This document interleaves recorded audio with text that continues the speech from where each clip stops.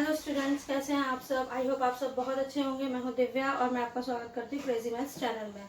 बच्चों, last class में हमने 2.1 के क्वेश्चन नंबर 1, 2 और 3 किए थे और आज हम क्वेश्चन नंबर 4 करेंगे। तो चलिए स्टार्ट करते हैं। इसमें उसने हमसे पूछा है 32 और 53 के बीच में कितनी पूर्ण संख्याएं हैं। मैंने आपको लास्ट क्लास में बताया था पूर्ण संख्याएं हमारी पॉजिटिव होती हैं, नेगेटिव नहीं होती हैं। और उसने यहाँ पूछा है 32 और 53 के बीच में कितनी पूर्ण संख्याएं हैं। इसका एक रूल होता है, वो रूल हमें हमेशा फॉलो करना है। तो बच्चों, ये तो हमारा क्वेश्चन है, हम इसको इजीली कर सकते हैं। हमें पूछा है 32 और 53 के बीच में कितनी पूर्ण संख्याएं हैं, तो हम लिखेंगे 32 और 53 के बीच में पूर्ण संख्याएं। तो बच्चे, इसे करने के दो तरीके हैं, एक डायरेक्ट और एक काउंट करके। आप काउंट कर सकते हो 32 के बाद 33, 34, 35, 36, इस तरह से 52 तक। 33 से लेकर 52 तक हम काउंट करेंगे फिंगर्स पे या कैसे भी, आपको आंसर मिल जाएगा। दूसरा तरीका क्या है इसका, और इसका दूसरा तरीका है इन दोनों को माइनस करेंगे। 53 में से 32 गए और इन्हें घटा के इसमें से -1 भी हम करेंगे। ठीक है, जब हम 53 में से 32 को घटाएंगे तो हमें मिलेगा 21। इसमें से हमें 1 फिर घटाना है तो हमारा आंसर आ जाएगा 2020। तो हमारी 32 और 53 के बीच में कितने पूर्ण संख्याएं आएंगी? 20। इस तरह से हम किसी भी नंबर के बीच की पूर्ण संख्याएं निकाल सकते हैं। चलिए हम इसका एक छोटा सा एग्जाम्पल ले लेते हैं। जैसे उसने हमें कहा 199 और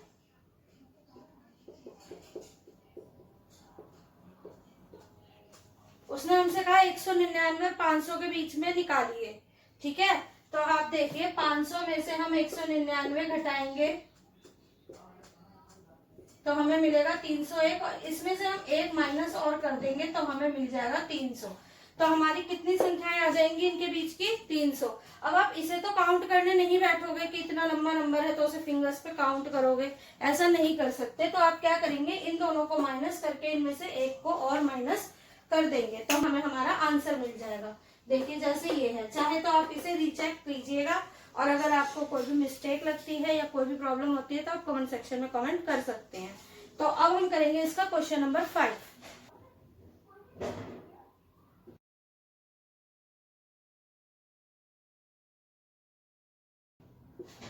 तो हमारा अगला क्वेश्चन है, निम्न के परवर्ती लिखिए। परवर्ती मतलब इससे आगे वाली संख्या, जिसे हम बोलते हैं सक्सेसर। ये हमने पिछली क्लास में समझा भी था। और सक्सेसर का मतलब होता है +1 करना।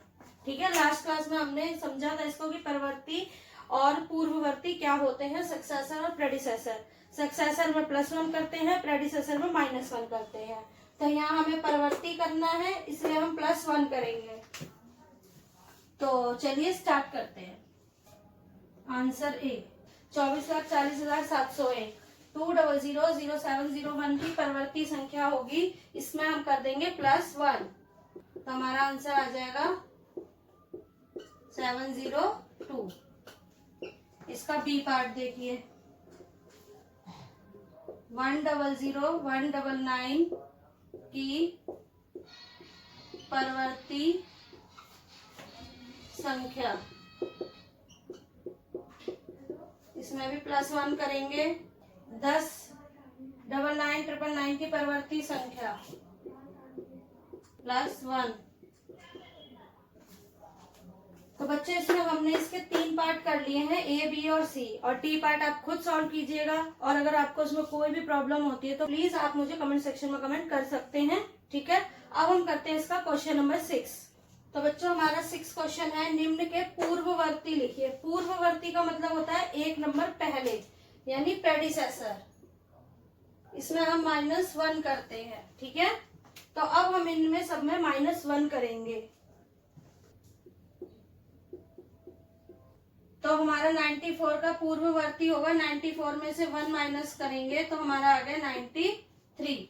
इसका बी पार्ट देखिए, इन सब में हमें -1 ही करना है। ठीक है, तो चलिए बी पार्ट करते हैं। 10,000 का पूर्ववर्ती, 10,000 का पूर्ववर्ती, 10,000 -1 तो हमारा आंसर आ जाएगा 9,999। सी पार्ट, 20, 80, 90 का पूर्ववर्ती।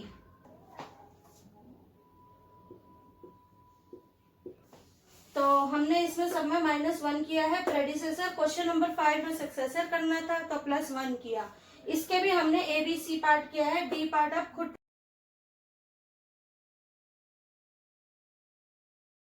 ट्राई कीजिएगा, ठीक है। और अगर प्रॉब्लम होती है तो प्लीज कमेंट सेक्शन में कमेंट कर दीजिएगा। अब हम करते हैं इसका क्वेश्चन नंबर 7। तो हमें इस क्वेश्चन में उसने कहा है कि कौन सी संख्या दूसरी संख्या के बाईं ओर स्थित है। तो हमें उस तरह से लगाना है। और वैसे हमें पता है कि ये साइन कब यूज होते हैं, हमें ये बताने के लिए कि कौन सा नंबर बड़ा है। तो आज हम इसमें यही करेंगे। तो चलिए स्टार्ट करते हैं। तो बच्चों अब हम करेंगे क्वेश्चन नंबर 7। इसमें उसने हमसे कहा है कि संख्या रेखा के अनुसार हमें यह बताना है कि कौन सी पूर्ण संख्या अन्य संख्या से बाईं ओर स्थित है। तो जैसे हमारे पास ये नंबर लाइन होती है 0, 1, 2, 3, 4 ऐसे हम लिखते हैं। ये देखिए, अब जैसे 3 में और 7 में पूछ ले वो हमसे, जैसे इसने पूछा 3 और 7, इसमें से कौन सी संख्या बाईं ओर है। तो हम क्या कहेंगे कि 7 के बाईं ओर, 7 के बाईं ओर 3 स्थित है। तो दोनों में से बड़ा कौन सा है, 7। तो इसी तरह से हमें आंसर्स भी देने हैं बाकी क्वेश्चंस के। तो चलिए अब हम स्टार्ट करते हैं। और आपको एक चीज और इसमें ध्यान रखनी है कि लेफ्ट साइड हमारा नंबर छोटा होता है और राइट साइड हमारा नंबर बड़ा होता है। नंबर लाइन जब हमने किया था उसमें हमने समझा था ना। अगर आप नंबर लाइन को और अच्छे से समझना चाहते हैं तो मैंने नंबर लाइन को लेकर एक वीडियो बनाई हुई है, आप प्लीज उस पर जाकर और अच्छे से नंबर लाइन को समझ सकते हैं। उसका लिंक मैं डिस्क्रिप्शन बॉक्स में मेंशन कर दूंगी। तो हमें पता है दोनों में से छोटा कौन सा है, 503। तो ये देखिए, जैसे ये नंबर लाइन हम रफली बनाते हैं, यहाँ हमारा 503 है, यहाँ हमारा 530 है, ठीक है। क्योंकि ये छोटा नंबर है तो ये पहले आएगा और ये बड़ा नंबर। अब देखिए कौन सा लेफ्ट साइड में है, 503। तो हम क्या कहेंगे कि 503 530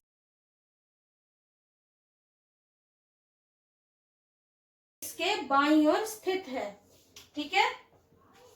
तो हम यहाँ लिखेंगे 503 530 के बाईं ओर स्थित है। पहले कौन सा आ रहा है, 503 और फिर आएगा 530। अब देखिए दोनों में से बड़ा कौन सा है, ये वाला। तो हम इस तरफ निशान लगा देंगे। आई होप बच्चों आपको समझ में आया होगा। अब हम इसका बी पार्ट करते हैं तो आपको और अच्छे से समझ। अब देखिए दोनों में से छोटा नंबर कौन सा है, 307। तो हम कहेंगे 307 370 के बाईं ओर स्थित है। 307 370 के बाईं ओर स्थित है। 307 लेफ्ट साइड है और 370 राइट साइड है। दोनों में से बड़ा कौन सा हुआ, ये नंबर, ठीक है। अब इसी तरह हम इसका सी पार्ट भी करेंगे। देखिए ये हमारा सी पार्ट है। अब इसमें हमें पहले ही दिख रहा है दोनों 5 डिजिट के नंबर हैं। ये 9 से शुरू हुआ, ये 5 से। तो ऑब्वियसली ये छोटा है। तो हमें पता है ये हमारा छोटा, हमने फर्स्ट चैप्टर में सीखा था कि कैसे दो नंबर्स पर पता लगाते हैं कौन सा बड़ा है और कौन सा छोटा है। तो वही आज हम यहाँ देखेंगे। तो हमारा छोटा नंबर है ये वाला, तो ये लेफ्ट साइड होगा। तो हम क्या लिखेंगे, 56,789 98,765 के बाईं ओर स्थित है। 5 6 7 8 9 9 8 7 6 5। अब दोनों में से बड़ा कौन सा हुआ, जो राइट साइड है, यानी ये वाला नंबर। तो ये हमारे 3 पार्ट हो गए हैं। 4th पार्ट आपको ट्राई कीजिएगा। तो बच्चों आज हमारी एक्सरसाइज 2.1 कंप्लीट हो गई है। मैंने आपको क्वेश्चन नंबर 5, 6 और 7 के एक एक पार्ट करने के लिए दिए हैं। आप प्लीज उन्हें जरूर ट्राई कीजिएगा। और अगर आपको उसमें कोई भी प्रॉब्लम होती है तो आप मुझे कमेंट सेक्शन में कमेंट कर सकते हैं। इसमें हमने नंबर लाइन से रिलेटेड क्वेश्चंस भी किए हैं। तो अगर आपको नंबर लाइन में कोई भी प्रॉब्लम है तो आप मेरी बनाई हुई वीडियो देख सकते हैं। उसका लिंक मैं डिस्क्रिप्शन बॉक्स में मेंशन कर दूंगी। तो बच्चों अब हम नेक्स्ट क्लास में मिलेंगे एक्सरसाइज 2.2 के लिए। Till then bye bye.